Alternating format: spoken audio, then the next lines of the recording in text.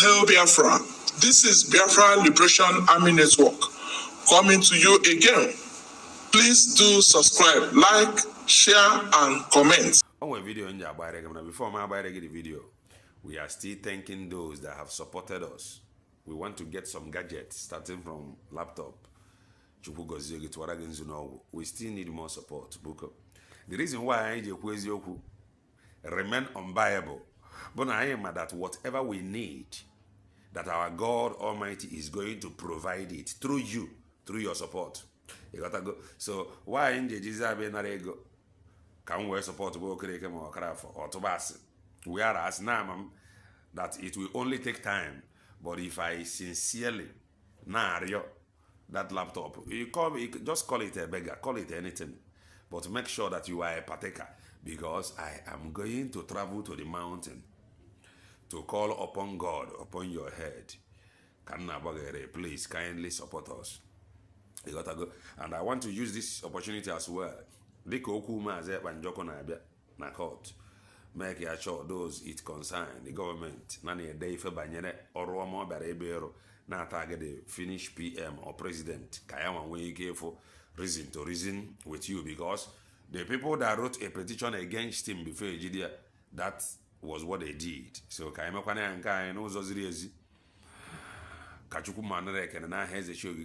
he say there is a video I will play to you, but before I play that video, there is something that I want to read out. I want to read out what I want to read out is about faith. You gotta go. Faith is generally understood as a strong belief, often without proof.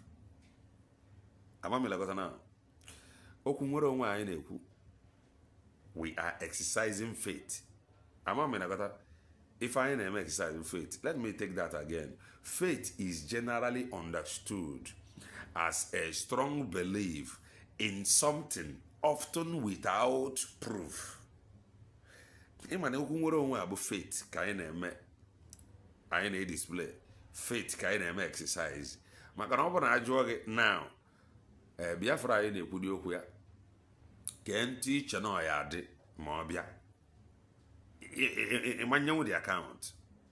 Imambacon, Yabacon, into yes, Yabacon, but on the Ozogagro. You gotta go now.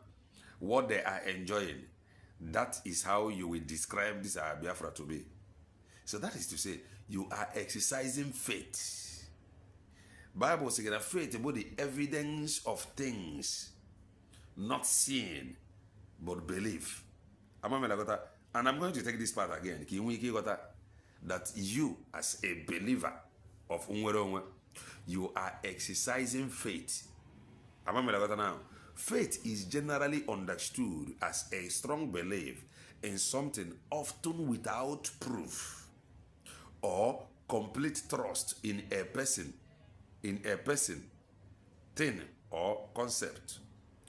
Now, Biafra haine kubiokuya. After the redeclaration in Finland, we now have it in our hand. Now, formally, we were talking about it, but those who are of the known, when those are saying, someone like Mazeba said, and he did not just sit down and begin to broadcast. Check that date. He was walking. That is all gonna here. On our walk from point A to point B. Up on the autopilot, from autopilot to Briggy, from Briggy, about United States of Biafra. So he said that he know, because that is where he get people confused. He said that he know when Biafra will come. So a lot of people was waiting. That day Biafra. But he did not just sat down on a roar in progress, moving towards the end of it. Rutesian at the end of it, Boebe wanted the redeclaration. And after that redeclaration, the Biafra bena. You got now. Then, all the Oro and Kobo to make sure that that declaration stands strong and firmly or firm. Let me take that part again. Faith is generally understood as a strong belief in something, often without proof. You believed on Biafra without proof. The proof that you have now is that it has been redeclared. That is our proof. That is our receipt. That is our ticket. So upon that redeclaration, seek for recognition. Now, faith is generally understood as a strong belief in something, often without proved or complete trust in person, thing, or concept. Prove ya I have here. Keba for na Finland. Keka is welfare because it was redeclared. So that is that. I ain't when it prove, I ain't when a ticket when I declare, and after the redeclaration, seeking for recognition with the final stage. Our stage la final canona, mother saying gachigas to where we were coming from. If you know like you go to your aunt. I have one guarantee. Let us listen to this. Very, very important. Let's listen. I got this this video from the USB government. Okay, no, from IG Don. I will be playing it from IG Don X account direct. Let us go. Fellow Biafrans, I present to you the response from our Deputy Prime Minister, Her Excellency Dr. Ngozi Raboise, to one of the commanders of Biafra, Commander Gentu Diawo. Fellow Biafrans, you must understand, in everything we do, we are now in a government. We are now in a government. You must follow the structure. We are now in the government. You must follow the structure. But some people don't believe in this government. That is where we have problem. We are now in government, yet some people don't believe in it. Both those on the media, they don't believe that we are now in government. Both those in homeland, they don't believe that we are now in government. That we are now in government. Let's continue to listen. The structures laid down in whatever we do going forward. Gentle Diawo needs to understand we are now in a government. If he's struggling for money, that he says. Everybody must understand that we are now in government. Everybody must understand we are now operating as government. Everything with a structure. In Diego, as I am on a homeland, and when a structure to meet, we are no longer in Briggy. It is only in Briggy that one person about the finance minister broke the APM, that is acting PM. That can only happen in Briggy. Even in Briggy under Mazeba, it wasn't so. So, like this very Briggy now, headed by Ogenkere, that is where you find that kind of thing. And our people, we are comfortable with it. But this, we are something that have never happened under Mazeba. Why are we now comfortable with it now? Let's continue to listen. A structure in place for him to request money for him and his men. If you need money, there is a structure in place for you to request money. No longer the structure of Briggy, because the redeclaration in Finland Convention that give birth to the declaration of Biafra, is where we are operating now in government, seeking for recognition. So there is a structure in place in Diego. Let's continue to listen. Fellow Biafrans, I want you to start using your senses, start using your brains, and start thinking. See yourself as being in a country. See yourself as being in a country. See yourself exercising faith. In fact, you are no longer exercising faith. You now have it in your hand. Let us go back and look at that place again. You now have it in your hand. See yourself. See yourself. You are no longer exercising faith. You now have that redeclaration in your hand. Faith is generally understood as a strong belief in something, often without proof. The proof you were now, boy, you now have it in your hand. What do you have in your hand? The declaration of Biafra. That Biafra. See yourself as person that is in government. Let us continue to listen to that audio. Country. Don't make me See yourself as someone that is in a country. Listen. thinking. See yourself as being in a country. That is faith. You have exercised faith. And that exercise faith, that was the reason why Biafra was declared. For you to have something in your hand. You were operating in faith in when Biafra no yadema. And that faith triggered the declaration.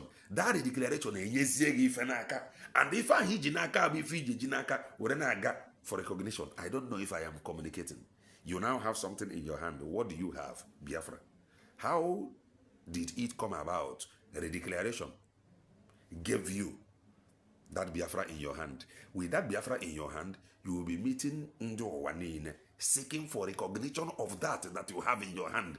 Those telling you to return to Brigi, when we there come to the place of United States of Biafra. So maybe because it is Ngozi Orabo Fulani that declare it, so they want you now to go back to Brigi, so that when they are done in Brigi, they will now come again to redeclare it with their Orabo Nigeria or Orabo Biafra, because Orabo Biafra need to come and redeclare it so that they can use it to go and seek for recognition. We now have something in our hand. That should be the message. And what do we have? Biafra. And that thing we have in our hand is what we will present to them, telling them, this is what we have in our hand, recognize it. Before the redeclaration, we have something in our hand. What was that? The referendum result is in our hand. With that referendum result, we move to redeclaration. After the declaration, we still have the declaration and the referendum in our hand. We are no longer operating empty-handed. So we are seeking recognition of that we have in our hand already. Those telling you to return to Brigi, they want to take away that you have in your hand already. I don't know if I am communicating. You have something in your hand now by the virtue of that redeclaration. And what is that in your hand? That thing that you have in your hand is Biafra. And that Biafra is what you are going to present to the people and tell them to recognize this thing that you have. And they will recognize it because if Jinaka can recognize. If you go there empty hand, they can't recognize it. So when you go there, you present to them, this is our referendum. After this referendum, this is our redeclaration. After this redeclaration, we want you to recognize it. And they will do it. But those telling you to return to Brigi, they don't like the one that was redeclared by Orabo Fulani. They want the one that will be redeclared by Orabo Biafra. See yourself as someone in a country. Faith. You have something. Don't make me to assume that what the Yorubas are saying when they claim they are the most educated in that so-called Nigeria. Don't make me to think what they are saying is right. I'm sick and tired of seeing riffraffs, hypocrites, uneducated idiots swaying you all, changing your perspective of how let's continue to listen. things should be done in a country. It beats my imagination that a nation like Biafra will allow riffraff, dropouts to be coming out and, misguiding you all. That is because they are confused. They are already nanankwa. Yet they don't know. That is it. They already have something. They were operating empty hand before. Faith with faith. They already have something in their hand, yet they are not seeing it that way. They want it the other way around. They want you to know. They want you that know that you have something in your hand. They want you to throw that thing you have away and they return to them that has nothing in their hand. Or believe that they have nothing. Return to them to bring it. Listen. We are now in a country, there must be a structure laid ground. So if you are ready, my people,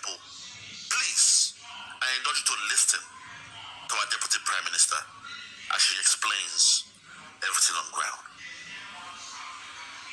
All we have was a miscommunication. Gentle Diao should understand there is a structure in place.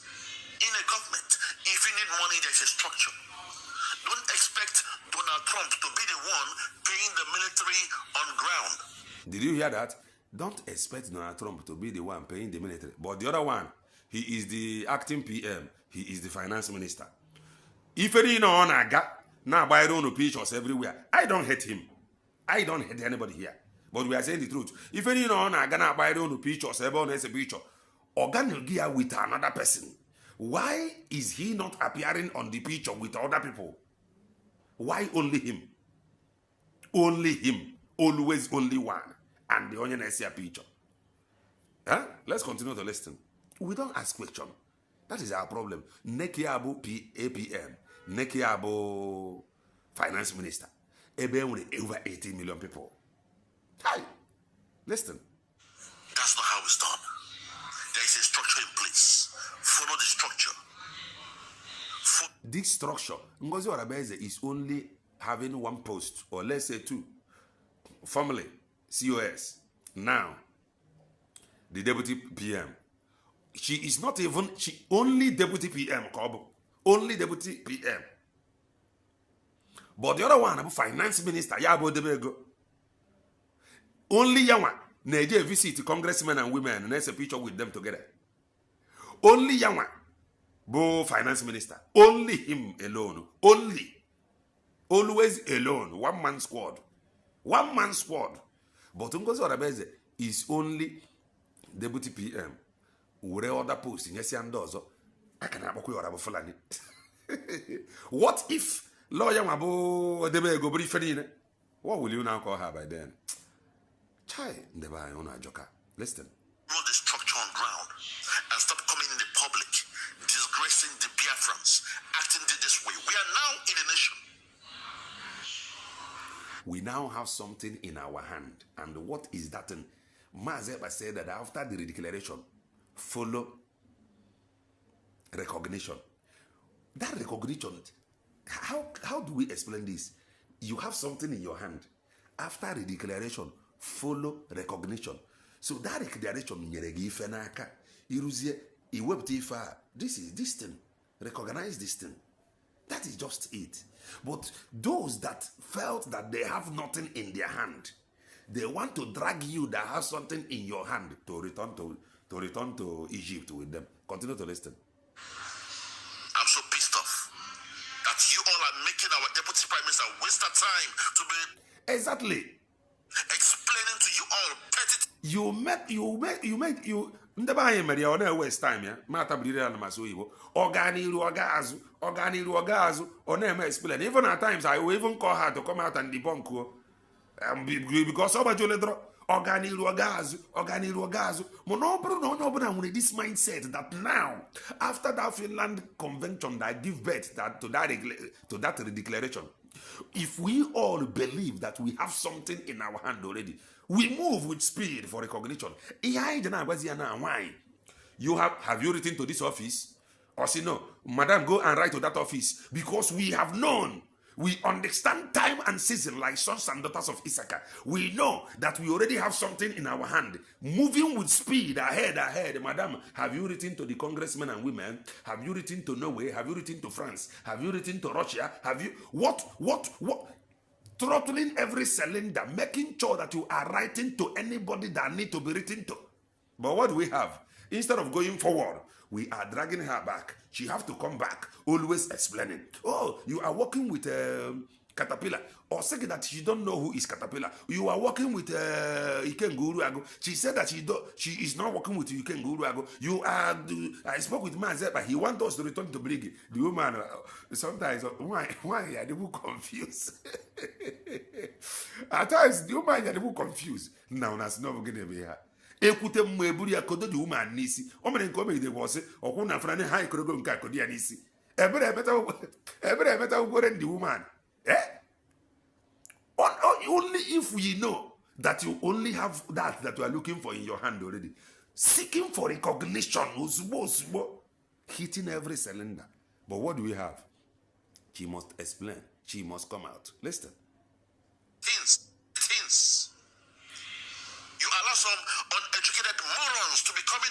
on social media and talking rubbish. Fellow Biafrans, for the last time I will tell you, follow who no road. Support our Deputy Prime Minister. Support our Deputy Prime Minister. The earlier you do that, better for you. The earlier, because I need support, or they as if no whether Biafra and no about her own, or they as if no run arrow. Let me just not say whether Biafra. Or they as if no run arrow, no arrow. All this support. The earlier you support her, better for you. The earlier you support United States of Biafra, better for you. Not by force. It is by choice.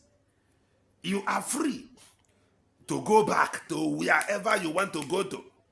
You are free to even return to autopilot and go and correct things. If you think that you did not get it right, then return to autopilot. Those that believe that where they are, that they want to be going forward, they should support who is going forward. Those that believe that they want to be in the back waiting for Mazepa to come out, they can be there. Because if Mazepa waited for Mazen and they can't to come out, you cannot have something in your hand today. The reason you have something in your hand today was because he refused to be caged. La command and control. Continue to listen. In a country, it is far different from when you have a liberation force or whatever. Or when we are in a struggle, in a liberation phase. We have passed that stage. We now have a country. Let us sink into your mind. When you tell them that you will not have a country, they will tell you, oh, where have you taken? Or my fault, or wherever you take it. Did they want a country in a seek with recognition? At least we seek recognition now. It can return on need. But seek good recognition first. A return is here. I feel no one and then I be questioning. Onya na ebe kwesịrị no ife meziri ndị bụ na onye a ga-apụrụ gị ọ bụrụ ịbịa ị na-achụgodo onye na ebe kwesịrị ịnọ ijidego something n'aka ịchụpụta onye na ebe kwesịrị ịnọ na ruzie ebe dị ma ndị asị gị na ha ekwezikwe na this your recognition ka ife iji eme iji agwa ha kwere ya by force. Let them recognize what you have in your hand. And what is that recognition? Go and show them this is gold. Hope you are seeing it. Israel, pray for the here gold. I say yes, the here gold. Thank you for saying that this is gold. Inaba. Iruzi bandebon le here gold and Israel I confirm all the here gold. How the kwa way? You read the same gold. Russia. I'm unknown with the gold in a bone. Is this Russian gold or okay, where African gold? How say you know? But this is Russian gold. They say thank you. I have Russian gold in my land. I'm like now. In return, you have something in your hand. Listen. We now have a country. We have a country now. Yes. You guys don't make me. Why some weeks before this redeclaration? The reason is able to make sure that the declaration never happened because what they did. Listen, you are going to listen to Dr. Ngozi Arabeze. Listen. Be angry because I want to believe our people are smart and wise. We have a country. Whatever you are doing, there must be a structure. I rest my case. Please, listen. I present to you the Deputy Prime Minister, Her Excellency, Dr. Ngozi Arabeze. Thank you.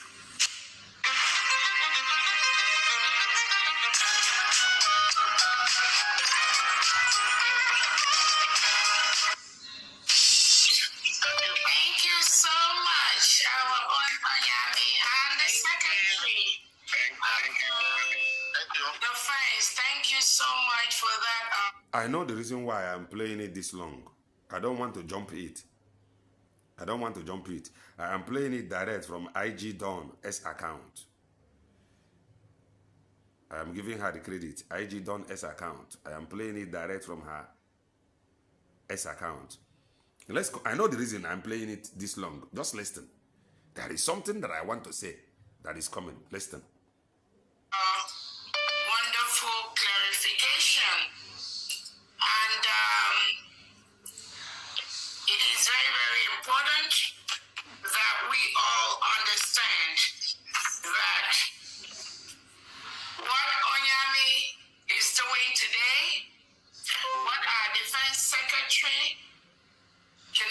agriculture is doing today, what our Commander General on ground, Iwebutuzo, is doing today, what all our commanders in the 40 states of the United States of Biafra, what they are doing today,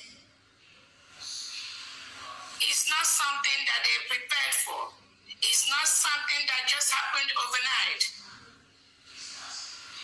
It is something that has happened due to a systemic oppression, suppression by the Nigerian state.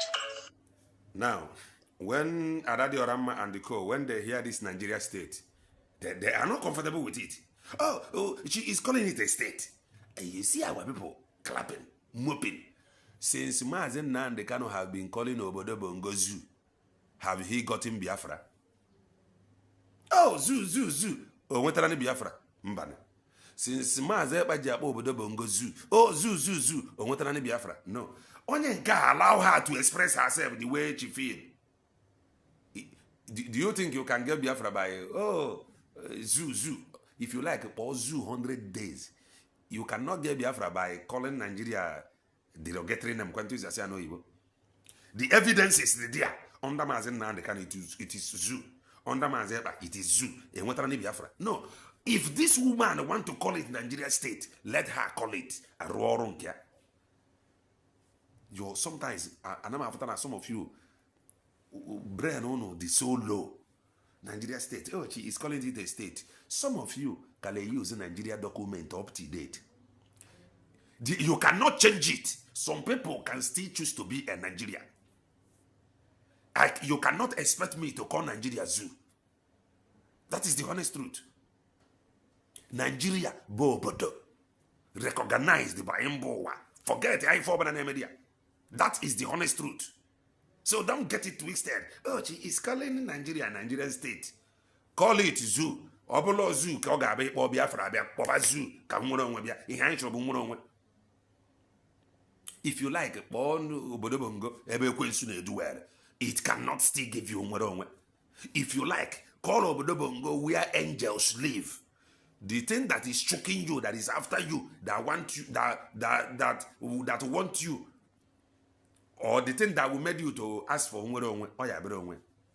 so forget about, she is calling in Nigeria state, and so what?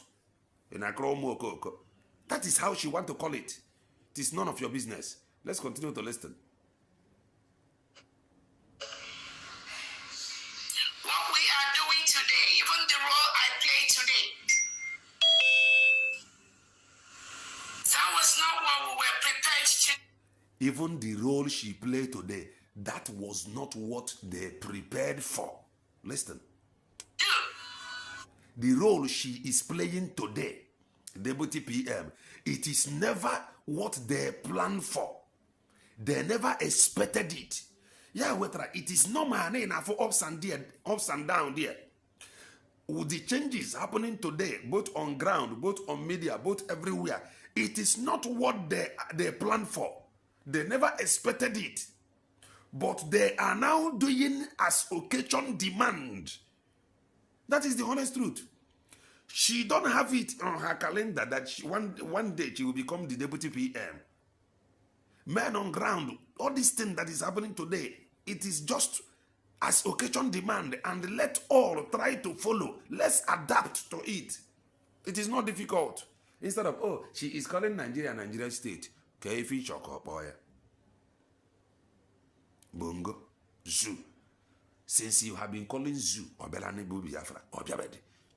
Happen ne wanya ka okpone ya ife obo na o choro ikpe ya ma ya buru na ọ na-ekwu okwu nwere onwe ni obo ijukwane na ọma mkpọtabani ya zoo na akpa ya zoo like your own platform.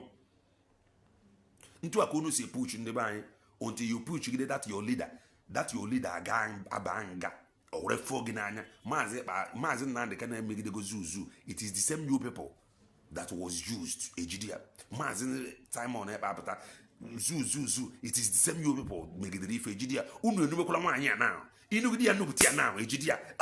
Ngozi Raveze was fighting for Biafra. Now she is now inside.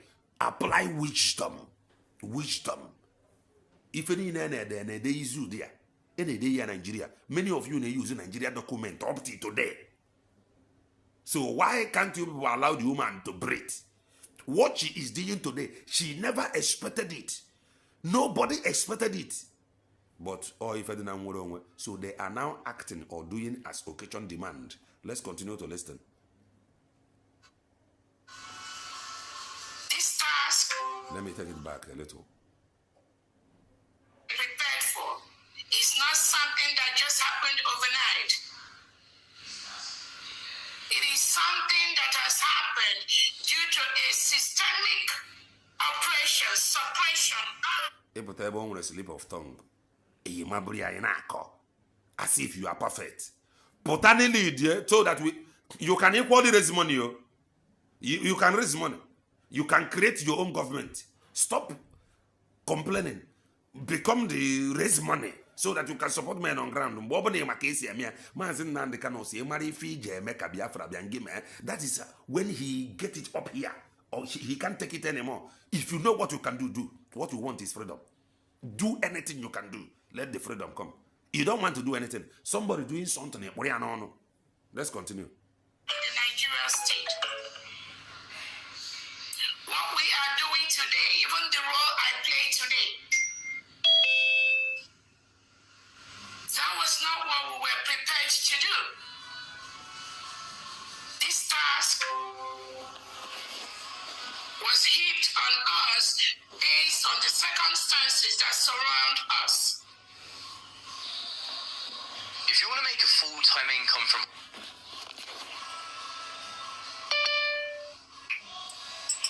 So, I want to touch on one or two things.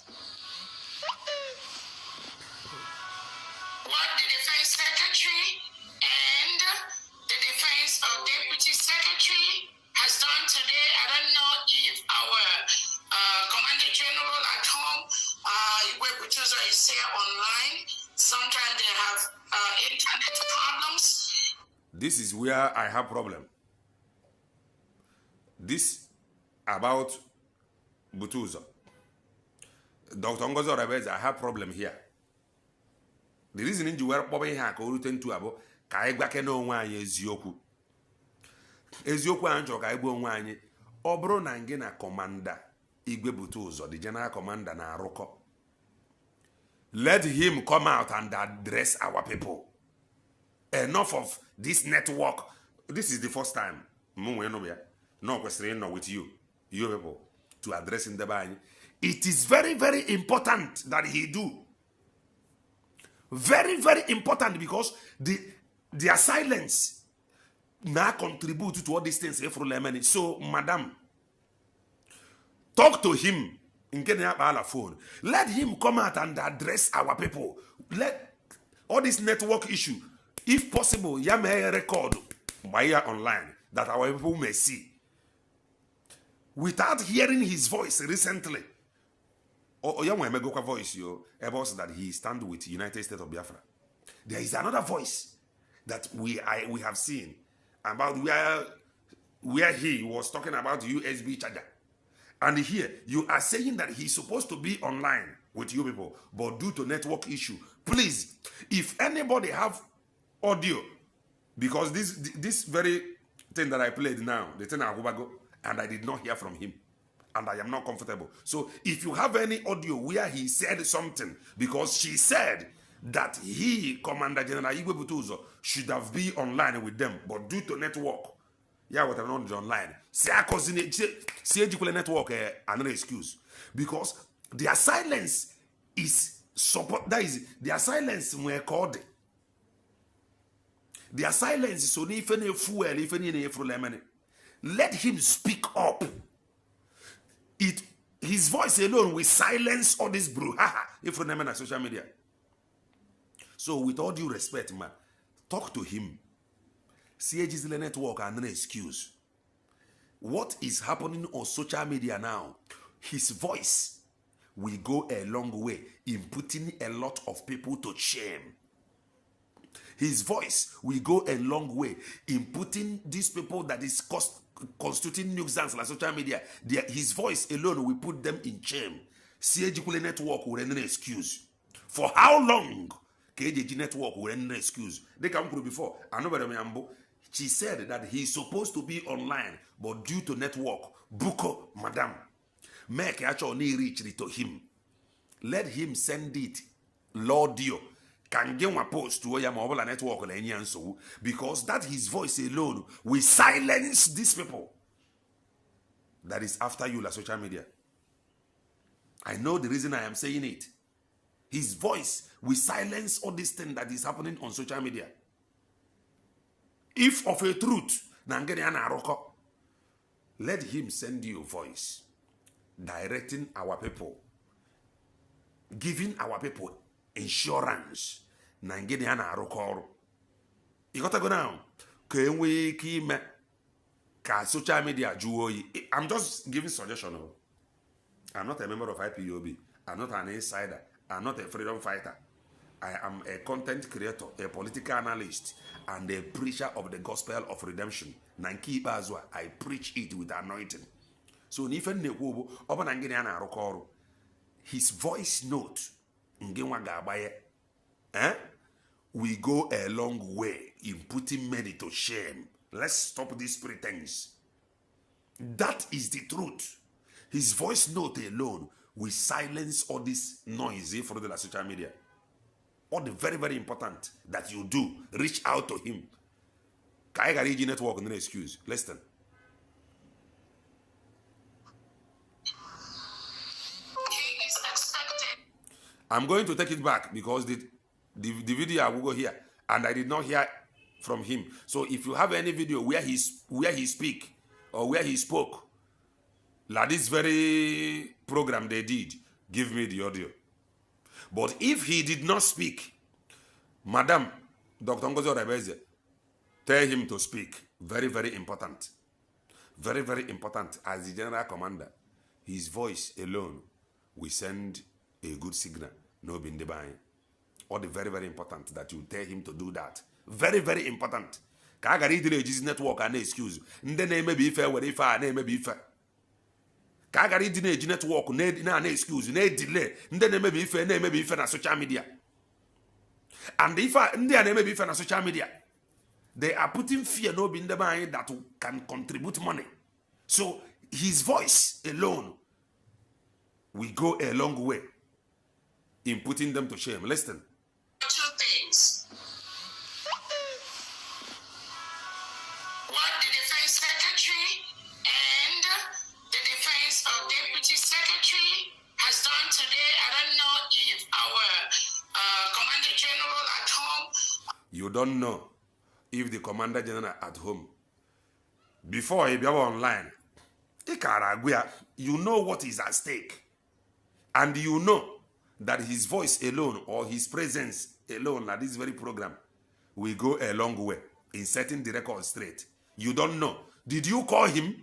Did you reach out to him? Some of these things, I know. Oh my God. Man, some of all these things if here now is really somehow. You don't know. When you don't know, what did you do? Was he online? Did you actually speak to him as the general commander in the homeland? Did you reach out to him? One online no. This katakata de la social media please make sure you speak. Speak with him off camera before he be online. You don't know if he's online. You did not see him online. Did you check? Did you bother to check? I am not insulting you, but you should know that his voice alone can go a long way in setting the record straight. Not coming out saying you don't know if he is online. You understand about network. Did you reach out? Oh, when case me if that Zoom or so whatsoever. The name he's supposed to come with, he is not there. You called him on phone. When Afron go online, what happened? Please come online and do this thing. Let us do this thing. Can the people that is saying all manner of things against me, that they may stop? Okay, Semia. That is how it is done. Not, I don't know if he's here. Madam, you don't know if he's here. If you don't know, I am now telling you that his presence can go a long way in setting the record straight. You don't know. You should know. If you don't know, you should know. Listen. is here online. You don't know. You should know. I take it back. I don't like it here. I don't like it. So this is the person you are working with. General. You don't know if he is there. Call him on phone. You should know the name he come online with. Online. You reach him. You said that he was here, but he maybe the network knocked him off. He will join us later. No, you should know. Now you need him, and he need you too. Let him come out and speak. His silence. If you don't know it today. Listen. So, I want to touch on one or two things. What the Defense Secretary and the Defense Deputy Secretary has done today. I don't know if our Commander General at home, is here on. You don't know. Then his chief secretary should have said something. The chief secretary obey man at the presence of Igwe Butuzo there. No, you guy, no gaga a long way in setting the record straight.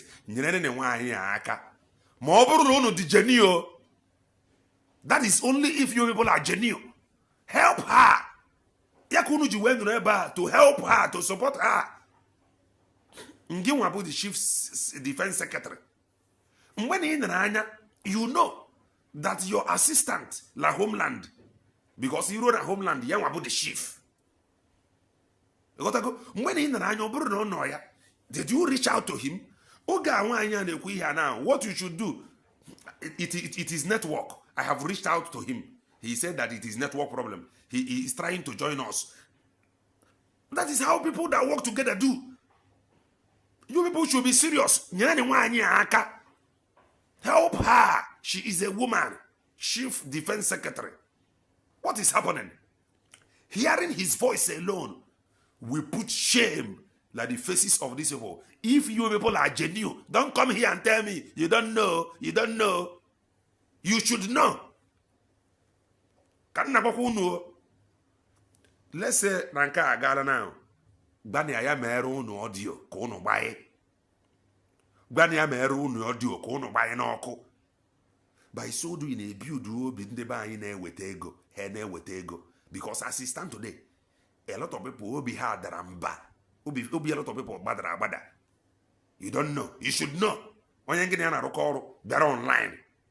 Okay, you did not see him online at all. And you did not reach out to him on phone. Your chief defense did not see him online. He did not reach out to him. Learn how to pamper people. Learn how to pamper people. We should know better. We can do better. If only we are truthful and genuine and want to support each other not to fall. Madam, the people that is working with you, are they there to support you not to fall? Are they there to support to pull you down? Legarianya. Negarianya. Only some things they need the excuse. Somebody of that caliber, like Igwe Butuzo, I brought somebody. This kind of language, I don't know if he's online. You call him. That is how it is done. Call him off camera. One nebiani online or network. Because try abia. O kamana no gene ku na break. In short, you introducing yourself alone is enough. You can equally talk to him. One many audio. This is getting too much. Only one audio. Only one audio. We should know. We should know.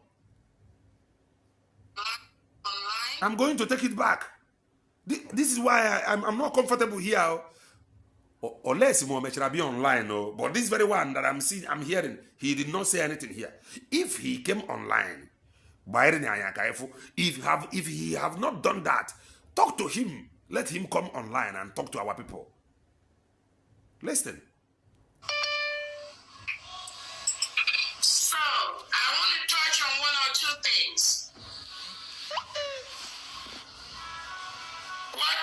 Secretary and the defense of Deputy Secretary has done today. I don't know if our Commander General at home, Iwebutuzo, is here online. Sometimes they have internet problems. He is expected to also address. He is expected to also address Ndebanye. I don't know if he actually did, but if he have not, Buko, the government should tell him that his voice can go a long way in setting the record straight. And the government should know that. And the government should ask him to say something. If any maybe if any ego, and before you know ego, he build confidence on ya for reason. The person will come to some level of understanding you before onye ego. And when they be God, he have a gun at his voice alone will go a long way. I don't know if he actually speak. Let's say he did not speak because of network.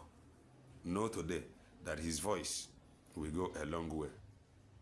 I'm sorry if you misunderstand how I put it, but what I told you is the truth, but you may not like the tone. I am sorry.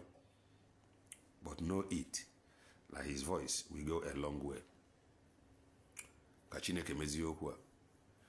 And before Chineke na-emezi okwu a, Dr. Ngozi Orebeze na-eru anya, people that is with you, are they really supporting you to succeed? You know, working with people is another thing. Working with people that want you to succeed is another thing. The people around you, even your men on ground, did they have the interest? Let's say it is not about you, or it's about Umuro. Talk to them time to time. It is not about you. It is about Umuro. Are they the people that want you to succeed?